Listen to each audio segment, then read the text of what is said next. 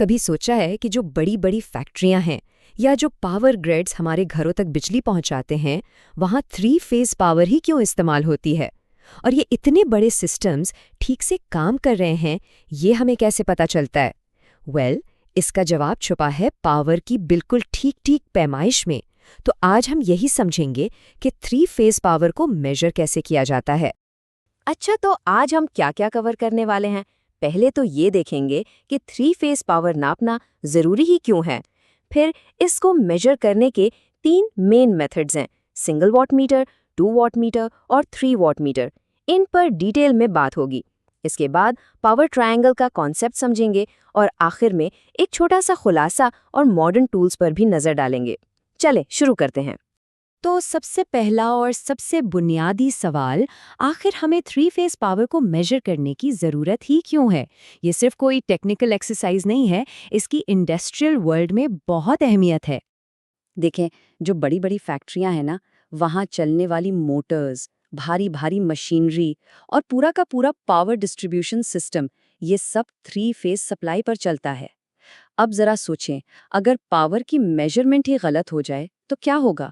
सीधी सी बात है, एक तो एनर्जी ज़ाया होगी, दूसरा जो लाखों की मशीनें हैं उनके खराब होने का खतरा है, और सेफ्टी के मसाइल अलग। इसलिए बिल्कुल दुरुस्त पैमाइश बहुत ज़रूरी है। अच्छा, तो सवाल ये है कि पावर नापने के लिए तरीका कौन सा इस्तेमाल करें? तो बुनियादी तौर पर हमारे पास 3 तरीके हैं: single watt meter, 2 watt meter और 3 वॉट मीटर मेथड। अब इनमें से कौन सा इस्तेमाल करना है, ये इन्हिसार करता है हमारे सर्किट पर। मतलब लोड बैलेंस्ड है या नहीं, सर्किट में 3 वायर्स हैं या 4। जब ये चीज़ें पता होंगी तभी हम सही मेथड मुंतखब कर सकते हैं। तो चले सबसे पहले सबसे आसान मेथड से शुरुआत करते हैं, सिंगल वॉट मीटर मेथड। ये तरीका एक बहुत ही मखसूस हालत के लिए है, और वो हालत ये है कि लोड बिल्कुल बैलेंस्ड हो। सिंगल वॉट मीटर मेथड, जैसा कि नाम से जाहिर है, इसमें सिर्फ 1 वॉट मीटर इस्तेमाल होता है, लेकिन शर्त यह है कि लोड परफेक्टली बैलेंस्ड हो। अब इसका क्या मतलब है? एक आसान सी मिसाल से समझें। फर्ज करें एक 3 पहियों वाली गाड़ी है और उसके तीनों पहियों पर बिल्कुल बराबर वजन है। बस यही बैलेंस्ड लोड है, यानी तीनों फेजेस में करंट और वोल्टेज की वैल्यू एन बराबर होनी चाहिए। अगर जरा सा भी फर्क हुआ तो ये मेथड काम नहीं करेगा। अब इस सर्किट डायग्राम को जरा गौर से देखें। लेफ्ट साइड पर हमारी 3 फेज सप्लाई है, R, Y और B। दरमियान में हमारा वॉट मीटर है और इसमें खास चीज़ हैं ये 2 स्विचेस, एक 1-2 और दूसरा 1-3। इन स्विचेस का काम क्या है? इनकी मदद से हम एक ही मीटर को बारी बारी मुख्तलिफ फेजेस से कनेक्ट करके रीडिंग्स ले सकते हैं। और आखिर में राइट साइड पर हमारा लोड है जिसकी पावर हम मेजर कर रहे हैं। इसको इस्तेमाल करना बहुत आसान है। स्टेप 1, पहले स्विच 1-3 को क्लोज करें और मीटर की रीडिंग नोट कर लें। ये हो गई हमारी पहली रीडिंग। स्टेप 2, फिर इसे ओपन करके दूसरा स्विच यानी 1-2 क्लोज करें और दूसरी रीडिंग ले लें। अब टोटल पावर के लिए क्या करना है? सिंपल, दोनों रीडिंग्स को आपस में जमा कर दें, बस हो गया काम। लेकिन यहाँ एक बहुत अहम नुक्ता है। ये इस मेथड की सबसे बड़ी लिमिटेशन भी है कि ये मेथड अनबैलेंस्ड लोड के लिए इस्तेमाल नहीं हो सकता, और आम तौर पर इंडस्ट्रियल लोड्स पूरी तरह से बैलेंस्ड होते भी नहीं हैं। तो फिर क्या किया जाए? इसी सवाल का जवाब है हमारा अगला मेथड। तो अब आते हैं उस मेथड की तरफ जो अनबैलेंस्ड लोड्स को भी हैंडल कर सकता है। ये है 2 वॉट मीटर मेथड। ये 3 फेज 3 वायर सिस्टम्स के लिए एक किस्म का इंडस्ट्री स्टैंडर्ड है। 2 वॉट मेथड, जैसा कि नाम से ही पता चल रहा है, इसमें 2 वॉट मीटर्स इस्तेमाल होते हैं। ये 3 फेज 3 वायर सिस्टम्स में पावर नापने का सबसे आम, सबसे ज़्यादा इस्तेमाल होने वाला तरीका है। क्यों? क्योंकि ये बहुत फ्लेक्सिबल है। लोड बैलेंस्ड हो या अनबैलेंस्ड, ये दोनों सूरतों में बिल्कुल ठीक काम करता है। उसके सर्किट में देखें, हमारे पास 2 वॉट मीटर्स हैं, W1 और W2। हर वॉट मीटर के अंदर 2 कॉइल्स होती हैं। एक होती है करंट कॉइल जो करंट मेजर करती है और इसे लाइन के साथ सीरीज में लगाया जाता है। दूसरी होती है प्रेशर कॉइल या वोल्टेज कॉइल जो वोल्टेज मेजर करती है और इसे 2 लाइनों के दरमियान कनेक्ट किया जाता है। तो अब ये वॉट मीटर्स रीड क्या कर रहे हैं? W1 एक फेज का करंट और 2 लाइंस के बीच का वोल्टेज डिफरेंस मेजर कर रहा है, और इसी तरह W2 भी। लेकिन हमारे लिए जो सबसे अहम चीज़ है वो ये है कि टोटल पावर निकालने के लिए हमें सिंपली इन दोनों रीडिंग्स को W1 और W2 को आपस में ऐड कर देना है। सिंपल। मगर यहाँ एक सवाल है, क्या होगा अगर पावर फैक्टर बहुत ही कम हो? ये इस मेथड का एक बहुत दिलचस्प केस है। ये एक बहुत खास सूरत हाल है। अगर पावर फैक्टर 0.5 से भी कम हो जाए तो पता है क्या होगा? एक वॉट मीटर की नीडल 0 से पीछे चली जाएगी, यानी नेगेटिव रीडिंग देगी। अब इसमें परेशान होने की ज़रूरत नहीं। हम क्या करते हैं, उस मीटर के कनेक्शंस को रिवर्स कर देते हैं ताकि रीडिंग पॉजिटिव हो जाए। लेकिन अब एक चीज़ याद रखनी है, टोटल पावर के लिए रीडिंग्स को जमा नहीं करना बल्कि सब्ट्रैक्ट करना है, यानी P टोटल होगा W1 माइनस W2। और हाँ, इसी डेटा से हम पावर फैक्टर भी निकाल सकते हैं इस फॉर्मूले की मदद से। अच्छा, अब तक हमने बात की 3 वायर सिस्टम्स की, लेकिन कुछ सिस्टम्स ऐसे भी होते हैं जिनमें एक चौथी वायर भी होती है जिसे हम न्यूट्रल कहते हैं।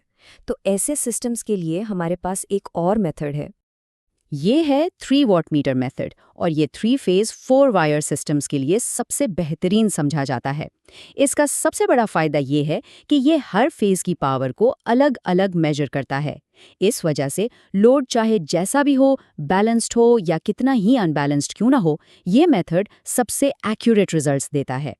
इस डायग्राम में देखें, यहाँ हर फेज के लिए R, Y और B एक अलग वॉट मीटर लगा है। हर मीटर की करंट कॉइल तो अपने ही फेज में सीरीज में लगी है, लेकिन सब मीटर्स की प्रेशर कॉइल्स को एक कॉमन पॉइंट यानी न्यूट्रल से जोड़ा गया है।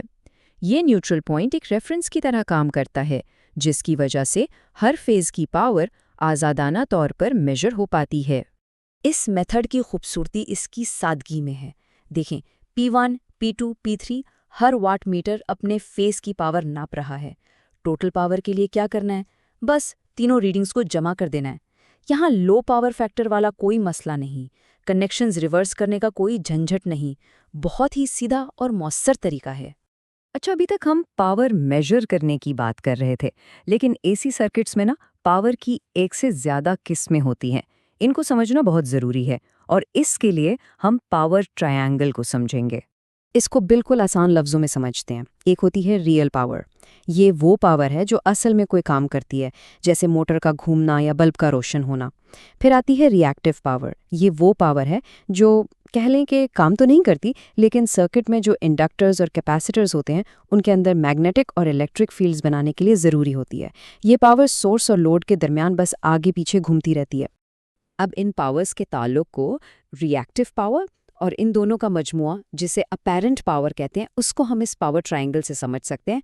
सोचिए, इस ट्रायंगल की बेस है रियल पावर, उसकी हाइट है रिएक्टिव पावर और इसका हाइपोटेन्यूज है अपैरेंट पावर। और इनके बीच जो एंगल बन रहा है वही असल में वोल्टेज और करंट के बीच का फेज डिफरेंस है।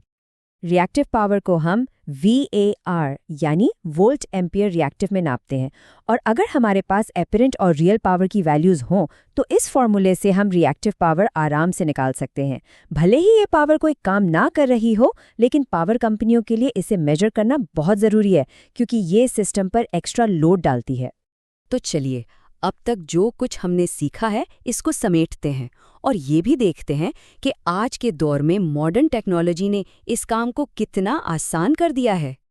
ये टेबल एक ज़बरदस्त खुलासा है जो हमने अभी तक पढ़ा। चलें एक जल्दी से रीकैप करते हैं। सिंगल वॉट मीटर सबसे आसान, लेकिन सिर्फ बैलेंस्ड लोड के लिए। 2 वॉट मीटर सबसे आम, 3 वायर सिस्टम में बैलेंस्ड और अनबैलेंस्ड दोनों के लिए बेस्ट। और 3 वॉट मीटर 4 वायर सिस्टम्स के लिए सबसे एक्यूरेट और काबिले एतमाद ऑप्शन है। पुराने वक्तों में हमें अलग अलग मीटर्स लगाने पड़ते थे, स्विचेस चेंज करने पड़ते थे, फिर कैलकुलेशंस करनी पड़ती थी। काफ़ी लंबा काम था।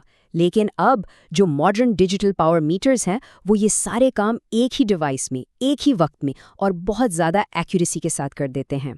ये ना सिर्फ पावर बताते हैं, बल्कि वोल्टेज, करंट, यहाँ तक कि वेव फॉर्म्स को भी रिकॉर्ड करके गहरा तज्जिया दे देते हैं। और अब जाते जाते एक सवाल, ज़रा सोचें, अगर किसी बड़ी सी फैक्ट्री में पावर मेजरमेंट में सिर्फ चंद फीसद की गलती हो जाए तो इस छोटी सी गलती का उस कंपनी की कारकर्दगी पर, उसके बिजली के बिलों पर और सबसे बढ़कर वहाँ काम करने वालों की हिफाजत पर कितना बड़ा असर पड़ सकता है, इस पर ज़रूर गौर कीजिएगा।